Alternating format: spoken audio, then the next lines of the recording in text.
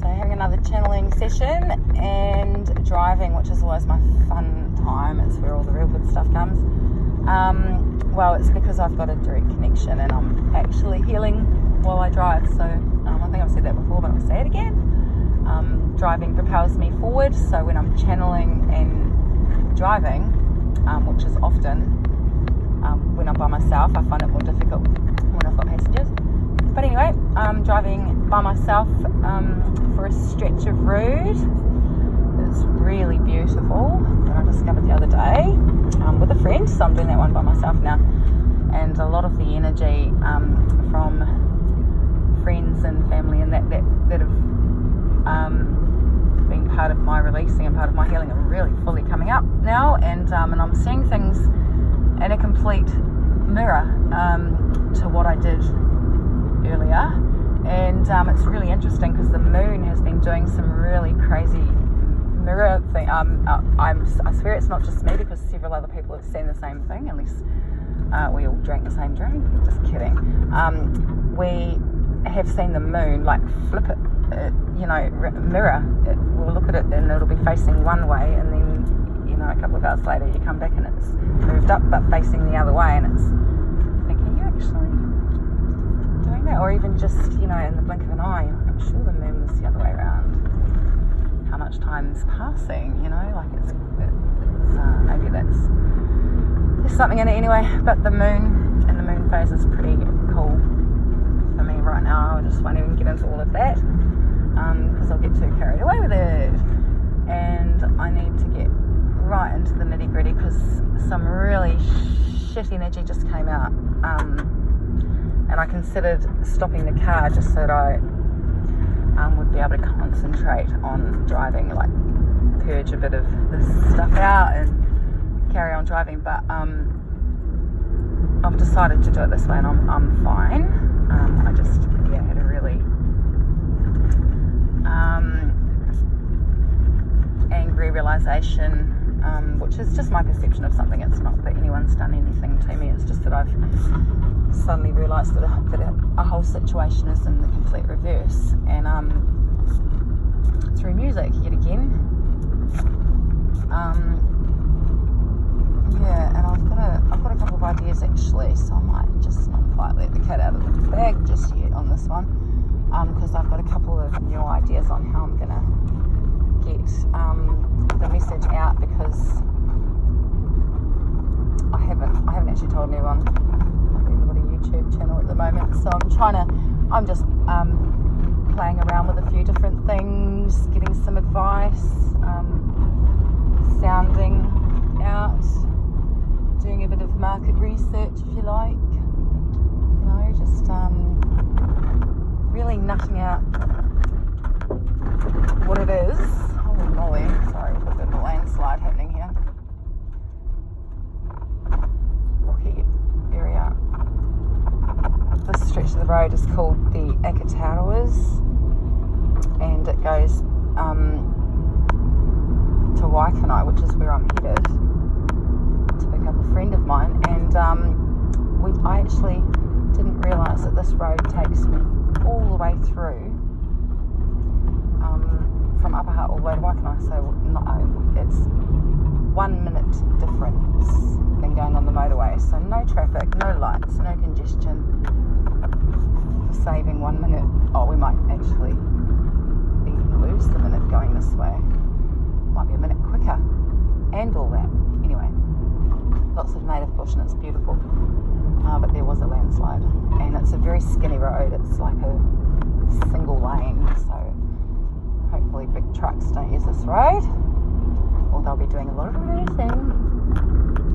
No, that's fine. We actually came over here the other day and did very well, and we were the leaders for some young people who were struggling a little bit with their corners and stuff. And I was actually the driving leader. Wasn't that a change? Nobody taught me to drive. I got driving lessons that were paid for by my dad paid for half and my stepdad paid for half. And I learned really shocking driving habits. I couldn't steer. I had to do a whole lesson just on steering because he hadn't taught me how to steer. He was rude, condescending. I couldn't wait to get out of his car. I stalled at the lights and said fuck, and he just went on and on and on about it like it was the worst thing he'd ever heard. Like the Fabulous Baker Boys movie with Michelle Pfeiffer, I can remember that going through my head. And I said to him the same line that she used. I said it, I didn't do it. And that was even more mortifying for the driving instructor. And so apologies to Dad and Phil, I did learn to drive in the end, but I cashed in my final license sitting check. No, I got a refund. They gave me a check. I got a refund on it, the final one where I got to hire the AA car and go for the drive with that dude, and he passed you or whatever, and I just didn't like the guy, and I decided to go night clubbing instead. So that was a fabulous idea. I think it was about $140 back in the day. We were rolling in the money. So there you go. Badass thing number 1. Confession number 2, staying in Taupo. And there were timeshares. Dad and I went camping. There's a photo actually of Dad saying goodbye to me. What was it? What was he doing? He had been, it was either we'd been or we were coming back. I think we were coming back and Dad dropped me off. And I don't know, I think it was me that took a photo of Dad, but anyway, he's looking up at Mum and he's really, really happy. Well, she held on to that photo forever because she loved how happy he was in it. And it is a really cool photo. And it reminds me a little bit of Hamish in the photo that he uses for his profile pic, which was, it was our wedding anniversary one day. We decided, I used to dress up in my wedding dress all the time because Hamish didn't mind at all, you know, he just went along with my craziness because I didn't want to wear one dress. Like, I only paid $100 for my dress too, but that was quite a bit, you know, that's quite a bit of money to spend on a dress. So I made the alterations myself, put straps on it because I was very modest and had no bust, and my lingerie, my sexy padded bra, that corset, was $120 and my dress was $100, so go figure. And my veil was $90. I got that made and that was absolutely freaking gorgeous. And I got a cigarette burn in it. What a surprise. Anyway, so my dress had, I think, grass stains, but I just used to throw it in the washing machine. I had my Flower Girls dress as well, and all of my kids played in that, and well, nobody got to play in the wedding dress. I actually threw it away. But that's okay because, you know, who wants a wedding dress from a failed marriage? What is a failed marriage? Is that when you just aren't married anymore, or is that, you know, like, I guess it's a failed relationship? And that really sucks. I hate having failed relationships. I like to make those connections strong in my family. And at the end of the day, Hamish is my family. He was my family for 17 years, and I don't have too many people that are in my family that have stuck with me every day for 17 years, hard as it was, and even though we had a whole lot of breaks, we needed them, you know. We needed, and, you know, vice versa. He wasn't the easiest dude to live with, not by a long shot, you know, but then, you know, we had some challenging children as well, and he may not have always got it right, but, you know, he was also going through a lot of pain and trauma, and learning how to be a dad, learning how to be a stepdad, learning how to be a husband, being a father, being a provider, and society puts a shitload of pressure on people to provide, you know, especially men, for men to provide for their families, and women to be at home nurturing the children, you know, and you know, society puts, there was an animal just ran into the forest and I wanted to see what it was. It looked like a cat, but I was hoping it was like a Bigfoot so I could tell my kids I've seen them and we could have a town hall meeting over that. Ha, funny. Anyway, so Hamish had some big shoes to fill because my dad was my hero. And Dad, I would double check everything with Dad. I really, really put my faith in Dad's hands, because Dad kept me safe my whole life, and I sort of stepped out into the big wide world as a teenage mum. Mum actually, thankfully, I have to say, showed me a little bit of the real world when I was young, because otherwise I would have been right up shit creek. Because I met Brian after Ricky was almost three. Met Brian, and that's Tyler's father. And by crikey, did he open my eyes to a whole new world that I'd never seen before. I'd never seen the inside of a brothel. I'd never seen a strip joint from the inside. I'd never heard an escort be described over the phone, or a transaction made. I'd never seen a client. I'd never seen a setup in a hotel room. Like, I haven't done this FYI, but I've seen it. I've seen it all set up, and I have, full respect for the women that I know that have had to put themselves into that position to make money. It's something that doesn't resonate with me. I might change my mind in the future. Who the hell would know? But for today, that goes against my personal line that I won't cross. And also abortion is a personal line that I won't cross, and that's another trigger point for people who get very, very upset by something that does not concern them, because when you create a life, the mother, regardless, I don't care if you're fucking black, white, brindle, got a penis, got fucking 3 heads, I do not care. If the baby is growing inside the mother is responsible for that well-being of that child, okay? So if the mother takes drugs, for example, take that baby off that mother, because she's not doing the right thing. If she's providing a toxic environment for that baby, it needs to be taken off her. But what about these women who are raped? What about these women who are more or less forced into sex with their husbands because they feel like they have to do it, they are obligated. It's called pity sex, and it's terrible and disgusting, and men know. I'm assuming that it works. Shit. Oh, it's a possum. Oh my god, it's so cute.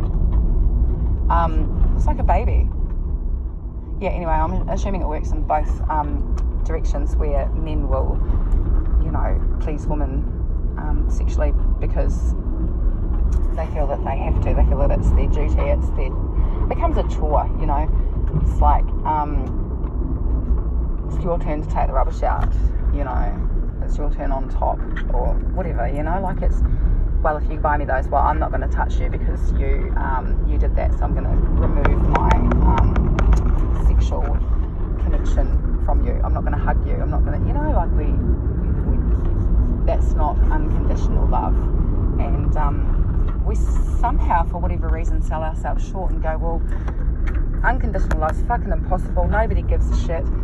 Everybody's got issues. Everybody's gonna, you just got to worry about yourself and blah, blah, blah, blah, blah. And that's totally why we're in this mess, really. Because, you need to talk to people. You need to make connections.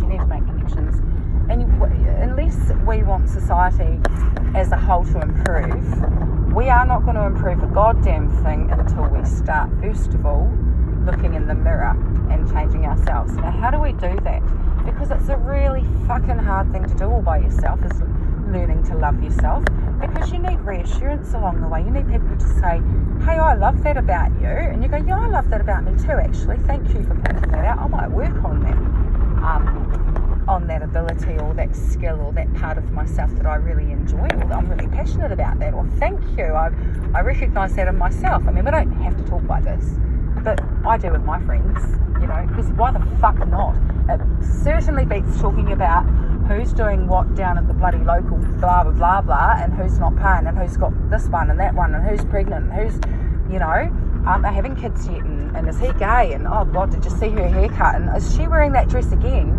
I mean, can you tell the difference? I want to live a good life with good people. And where do we start healing? We start healing within our family, because those are the ones that project us out into the world. Those are the ones that give us these false fucking ideals in the first place. So let's go home and fix it. Let's go home and fix it.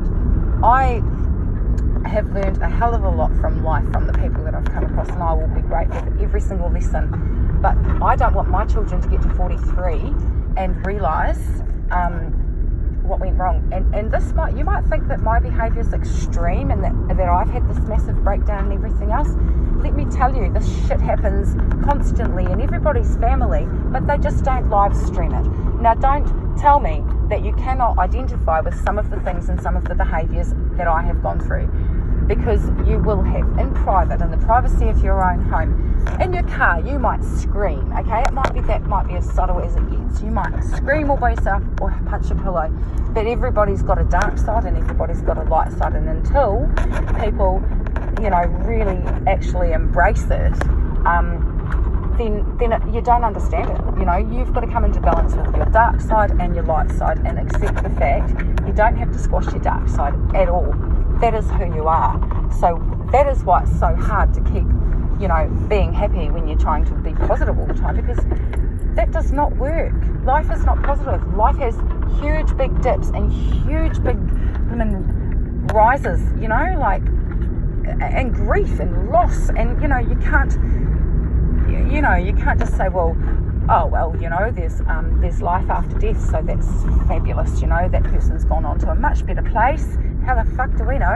And we do, but we can't just dismiss that immediately. Like we can't probably ever dismiss that unless we're not very close to that person, because that person is a part of our life. We're here on this planet to do so much more than what we're doing. We're here to learn, grow, evolve, and communicate with each other. We're all going to take these secrets off into our little all by ourselves. We're going to go, I'm going to be this, and then no one's going to use it, because you're going to be so distrusting of the world that everyone will be independent and the world will just die out because no one will procreate. That might be a bit dramatic, but still, it's we certainly were not put on this earth to do what we are doing. We were not put on this earth to be taken away from our families, and work so many shit. Sorry, there's a fucking possum and I don't want to run it over. And they're quite happily running around on the road, because the bush goes right the way over the road, like a tunnel of bush. Hence why it's so beautiful. My eldest would love this. He loves those tunnel roads. So anyway, I think he might have been part of my whole reason. Well, anyway, I was doing some channeling through music, and it sort of hit me that everything that I've been talking about has been mirrored. So with every family, there's different relationships, and I haven't noticed it to the hugest degree as what I did with my parents. So my mum was very, very close to my brother Jason, and my dad was very, very close to me, and Darren was close to both mum and dad, and he was the middle child. He definitely kept that middle ground, he really truly did. He was a blend of mum and dad, but he got their best sides. He really did get the best of both mum and dad. I think I got the worst, to be honest. I think I got the worst of mum and dad to deal with, and I think that Jason did too. Although he got the best of dad, I really believe that Jason's a fantastic dad, and I am really, really happy to know that he's been going to visit Hamish and the kids, because that gives me absolute peace of mind when he's around, that those kids are well looked after, because I trust him. I trusted him with my, aside from mum, because I lived at home when he was a baby, but Jason got to have my firstborn son as the first person in the world entrusted, with him, and you should be able to trust your siblings with your children, and I trust mine with Jason with, my whole heart. And I was actually, I didn't realise this until a couple of days ago, but I was bestowed the great honour of being the first person to care for his firstborn son, and that was a huge honour, because Joel was born so prim, and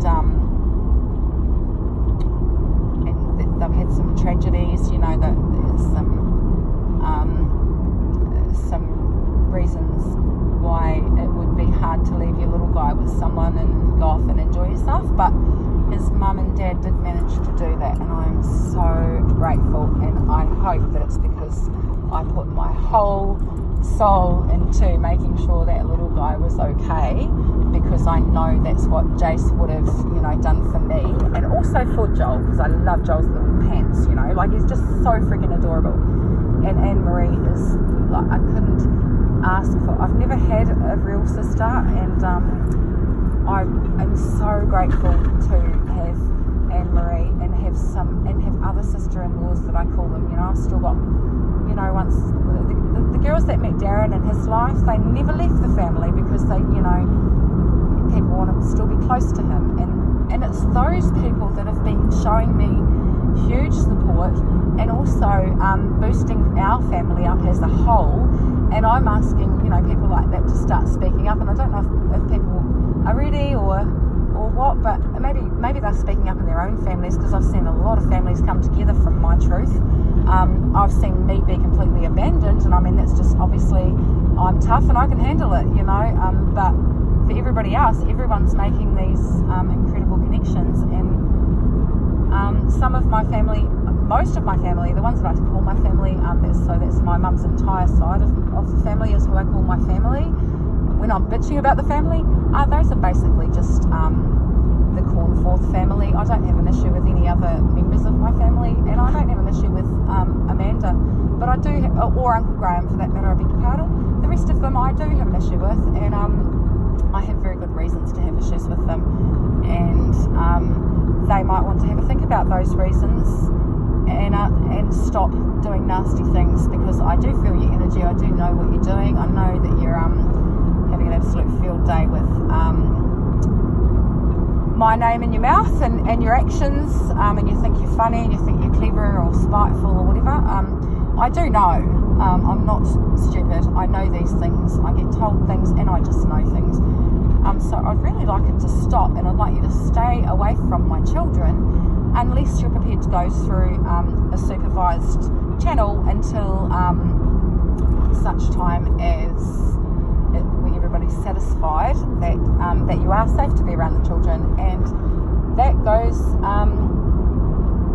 of course, if the children want to even continue those family connections. Lisa's children, anytime they want to go and, anytime they want to see my children, they are more than welcome, but not unsupervised, unfortunately, if it's not by Hamish or someone that if it's not someone that Hamish or I agree on, then that's just not going to happen. And I said the same of my mother too, because my mum has actually displayed some behaviour that was really inappropriate around my children, and I'm quite confident that Mum's intelligent enough to understand where her actions have gone wrong, and to know that that's unacceptable, and to maybe make that up to the kids in her own way. And by doing that, I think my mum's really emotionally mature. She's done a shitload of grieving over her lifetime, and that is healing. That is healing multiple lifetimes. She's grieved for the people that she's lost without realising that those people have actually come back. Those people are living in her grandchildren. If she, you go look at their eyes. Their souls come back. While we're busy mourning somebody for 43 years, they've lived on earth with you for the whole 43, so you've just got to know what, you just got to look for the signs and believe. And if you don't believe, that's fine, but why take away somebody else's magic? You don't have to believe in angels or tarot cards or crystals or any of that stuff. But, to some people, all of that stuff is energy, and to some people, energy is really real. To most people, because it's science, it's scientifically proven.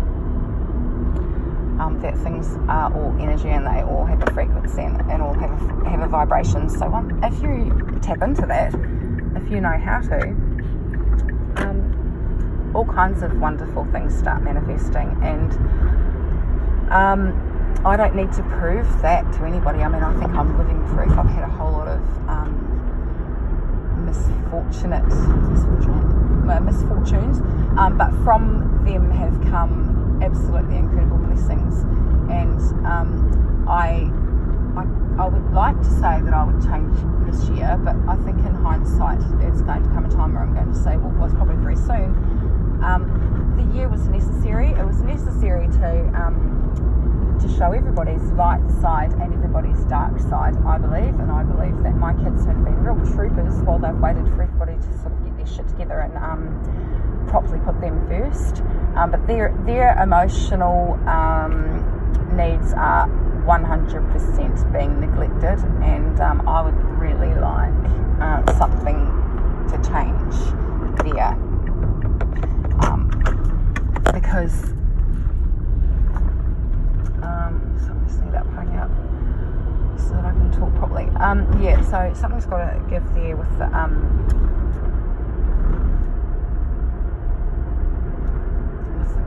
the children's needs not being met. And I guess one of the biggest things is Hamish he knows what he needs to do to make those children happy.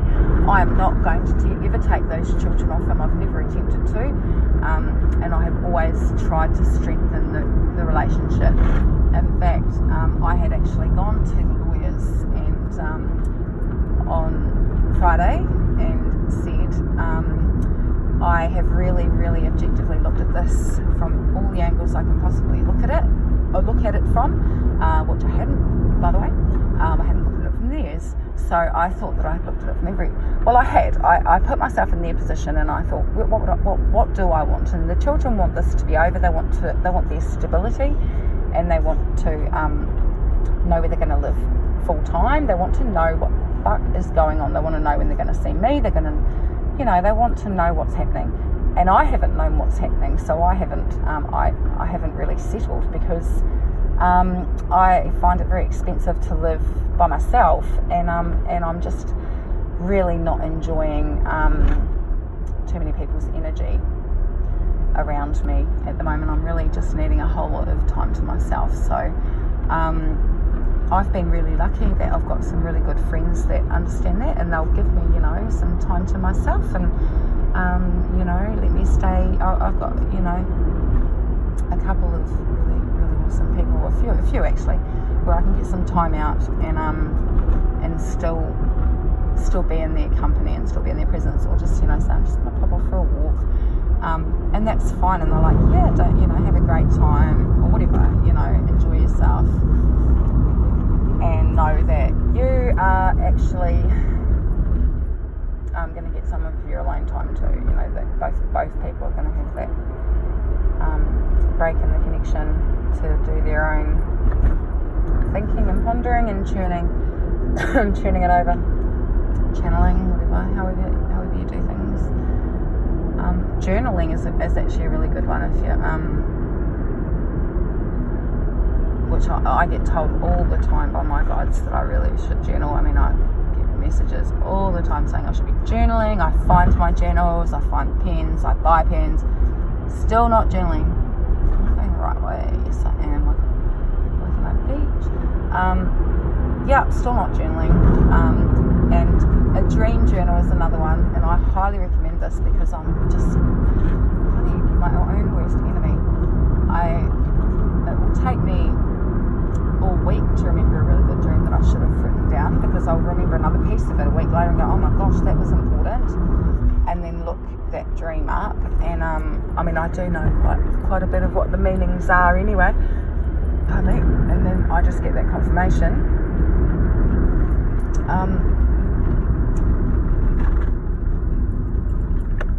But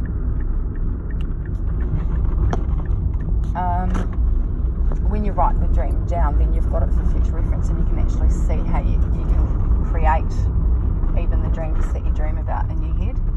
You can actually manifest through those dreams while you're sleeping and create your own reality. And so what you do is you write it down. You write down your dreams, and you just keep a journal beside your bed and just write down all your dreams. And when you wake up, because if you write them down, if you get into the habit of writing them down, you'll go, but I can't remember that at all, I'm too tired. I swear it just happens. You'll just find that burst of energy that just totally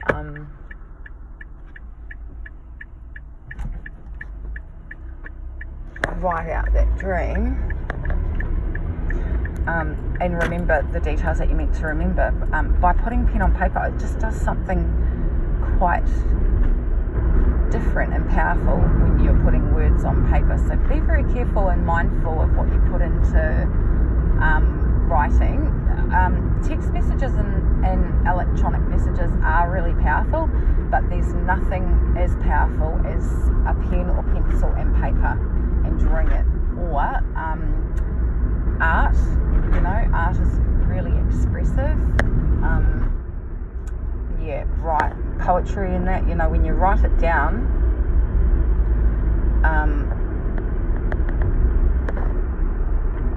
traffic lights. When you write it down, it's just really, really powerful. So if you're going to write down something negative, then so random. 2 people standing on the corner like dark cloaks. And it's like 5 a.m.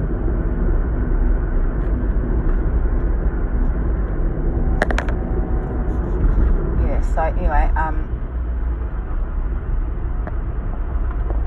going to have to pull over and just make sure I'm going the right way. I think I might have taken the wrong turn.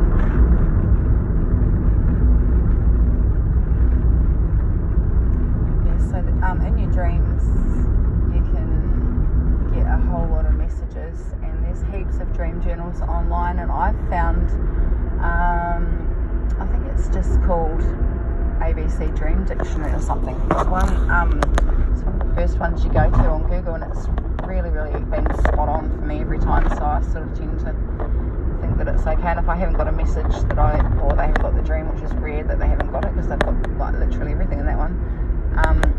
There's a couple of other ones too, and I normally check a couple and get basically the same message, different wording. And I had this dream the other night actually that was really clear, and it keeps coming up, so I'm going to say it. So my necklace that I wear with the swans on it actually broke in real life. Some of the crystals came out, but in a dream I dreamed that my dad wanted to replace the necklace for me, and I said no, it's fine, I love this necklace, I don't need another one, but thank you all the same. And he said, but that one's no good. And I said, oh yeah, why? It's Thomas, it's Swarovski. I was going to say Thomas Sabo, it's not. Swarovski, and it's like my most expensive piece of jewellery, like this is it. I don't know. And he was looking at it in the dream, this is in the dream, and he was looking at it going, no, look. And the closer he kept looking at it going, it's all, the more of the stones were falling out, and he's going, can you see, if you look, these stones are all falling out, and if you look really closely, it's actually going rusty. And I was having a look, and it really was going rusty. And the more we looked at it, the worse it was getting, and it was just basically crumbling in our hands and totally corroded. And then when I looked up that dream, it was basically think about who you're with in the dream is what it said.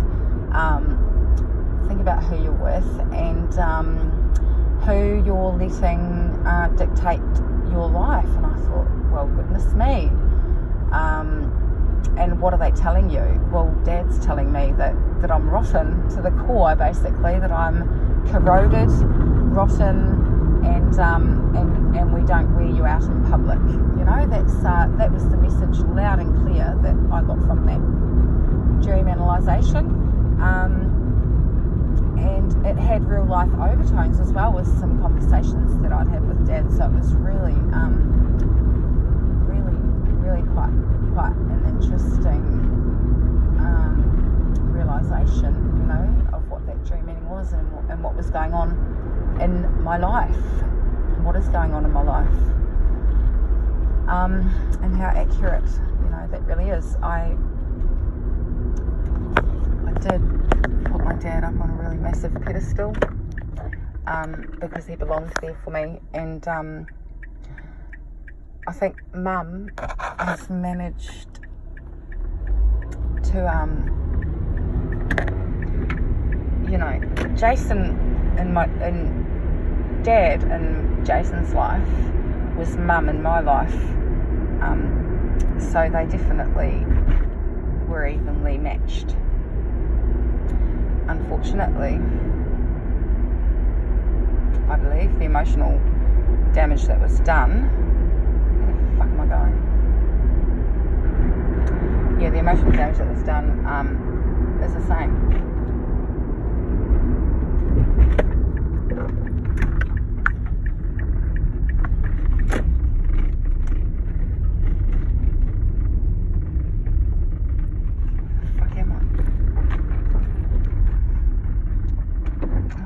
Under there. I don't feel like going under there.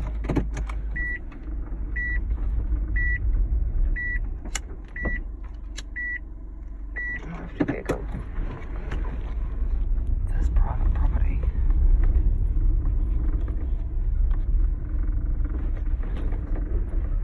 Don't go under there.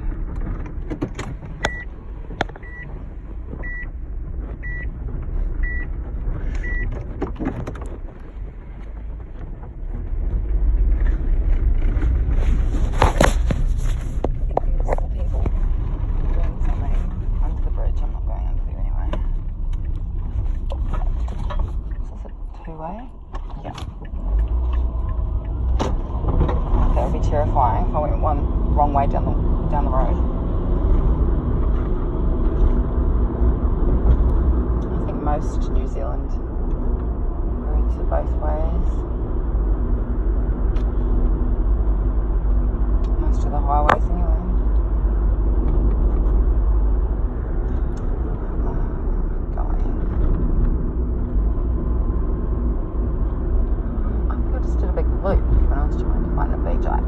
That street that I missed.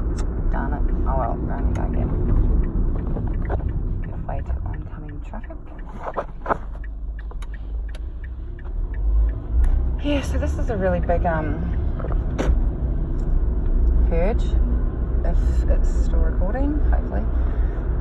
Yeah, well, anyway, so I wasn't the perfect kid either. Like, I did stuff, you know. But it just wasn't really recognised as being a big deal, because I suppose Dad let little things go. I don't even know if he knew, or maybe Mum let little things go because, you know, she didn't need to tell Dad those things, or, you know, because she knew about this pocket money. Oh, that's what I was trying to say before. We went to Taupo camping, and Dad, he was real happy anyway, and we had a really cool time. Dad and I have a lot of same taste in foods, music, like just a lot of the same taste and stuff. And so I think it's that frickin' street again. I might pull over again. I might just go around in bloody circles. Anyway, we went out for dinner and we had this food, and I had these scallops, on my plate. And Dad was like, "Oh, scallops," and he was so excited, and I was like, this isn't actually my story, this is an extra piece. Bit of a backstory happening. So anyway, he said, he's like, "Oh, scallops," you know, they were like his favourite. Well, not his favourite, loves them. And they were real, they weren't scallop bite shitty ones that you get. And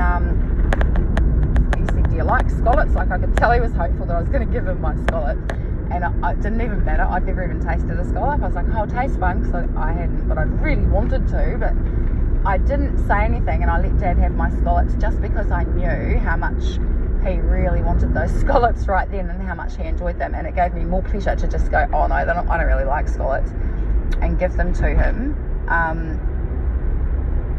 and yeah, just let him eat them. What I could have done is said, oh, that tastes really good, but look how excited you are, I want you to have them, but then he wouldn't have had them. He would have said, no, you have them.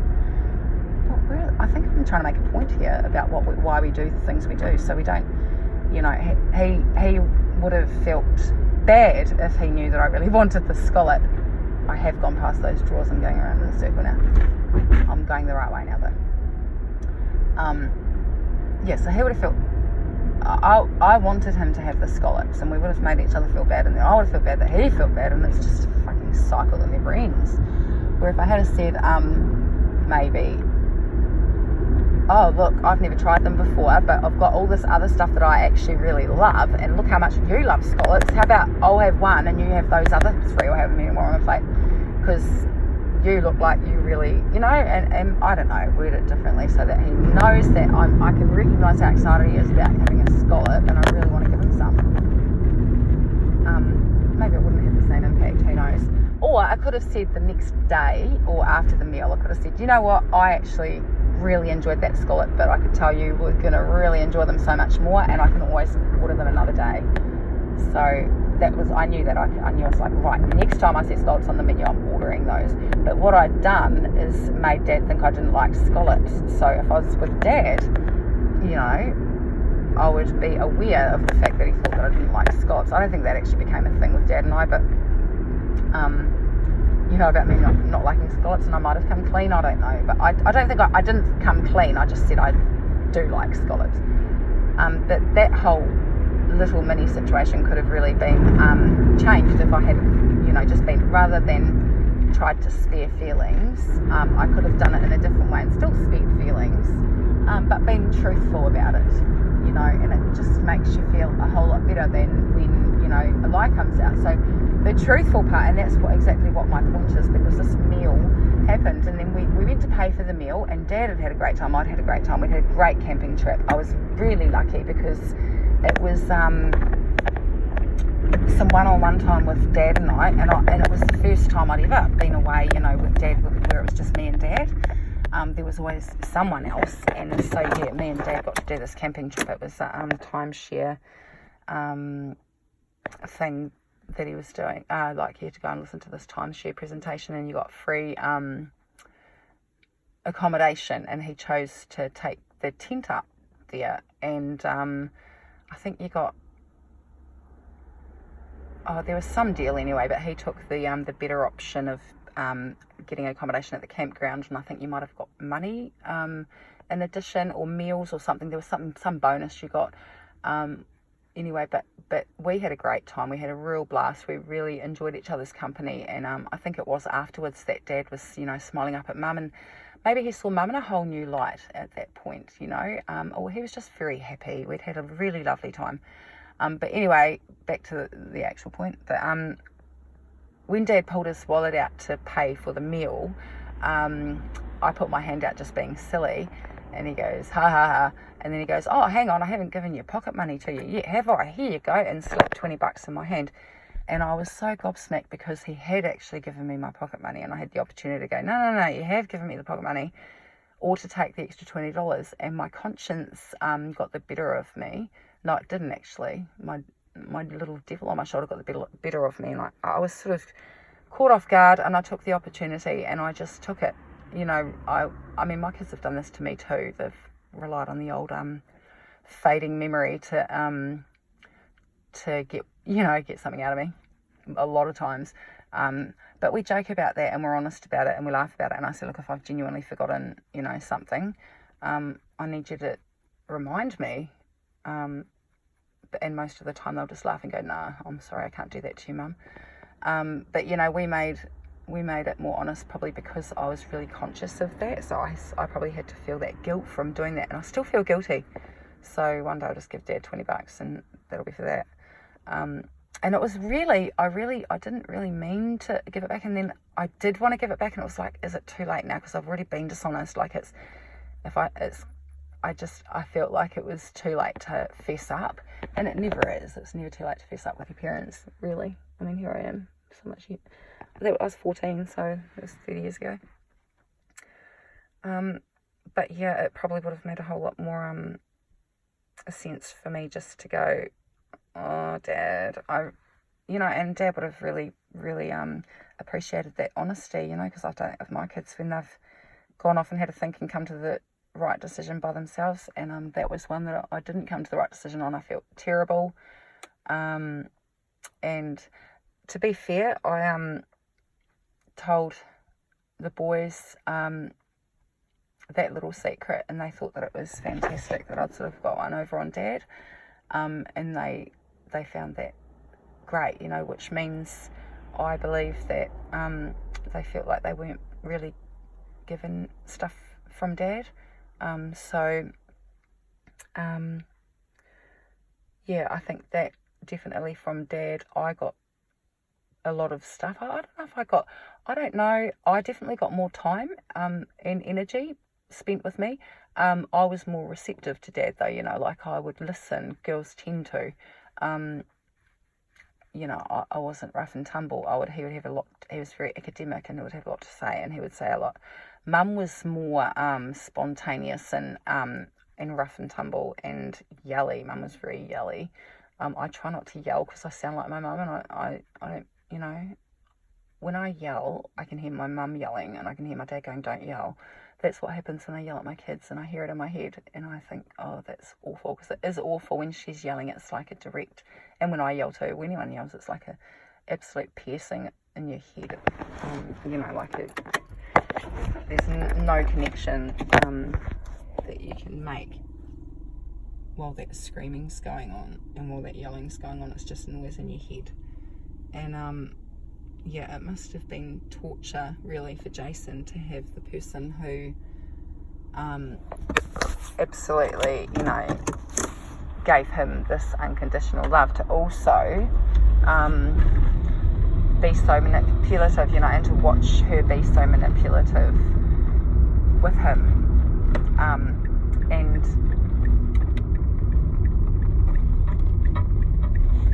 really sort of amp up that hate against the other parent,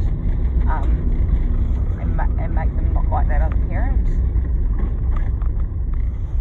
Because that did happen with Mum. Mum would sit us all down, would have these big long bloody conversations about how bad Dad was, and would all, and it was like a let's convince Kirsty session.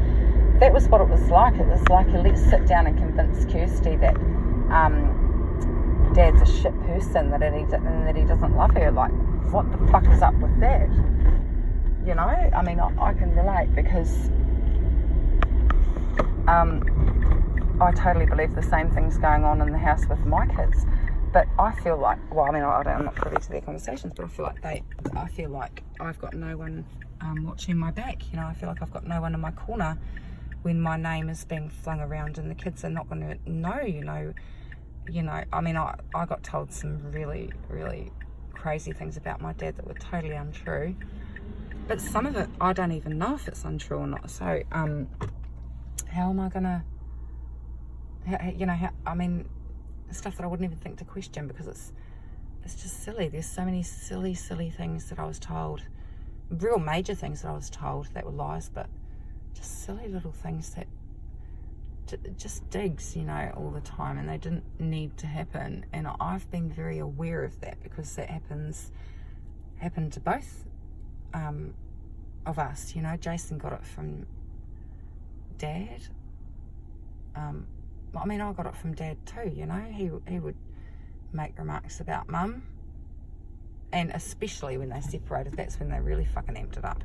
It's like, they just can't help it. I think Dad tried to get a bit better with age, like he pretended that he'd never done it, but he actually had. Like, he was quite toxic about Mum, especially when they split up. And I would try,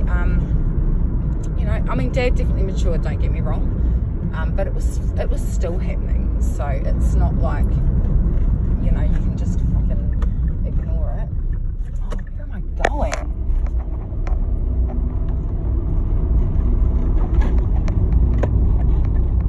Oh, I'm going to have to turn this off so I can Google map my location, because I've changed this whole fucking thing and I keep going around in that circle. I think I keep turning too far to the left at that one particular intersection. Alright, back soon.